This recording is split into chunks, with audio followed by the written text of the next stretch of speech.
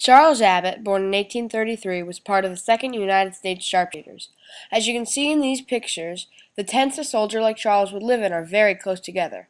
Life as a soldier would be very hard because of the close quarters, which would make sickness more prone to be spread. Sickness wasn't uncommon in the Civil War. As stated in the Loring Kingsbury letter, "I am not very well," he said. "Today I have taken a severe cold and got the headache." Being sick while fighting in the Civil War would be incredibly difficult. As you can see in this map, the 2nd USSS traveled down the East Coast fighting the Confederate Army. To be sick and trek all that way would be quite a feat. But traveling all that way and being sick is not the only thing that happened to you as a soldier. If you were in the Army, you would have a limited supply of clothes and food. Many soldiers would write home asking to have new clothes sent to them because their old clothes were worn out. As you can see in these pictures, the clothes are not in the best conditions.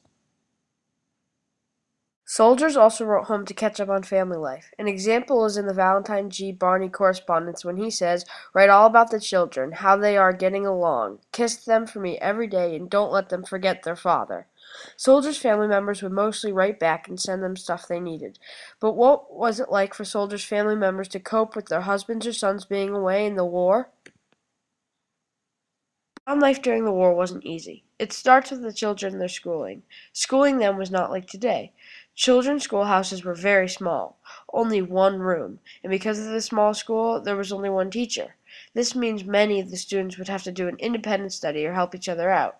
This would result in a lower education than we get today. Life was also pretty difficult because of the trade. Many people would make their own things and sell it. That was their business. If you were a blacksmith, you would have to make something and then sell it to the people in your town.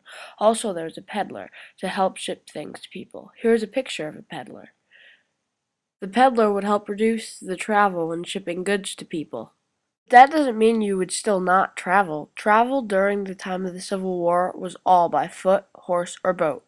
And traveling by boat in Londonderry wouldn't be practical.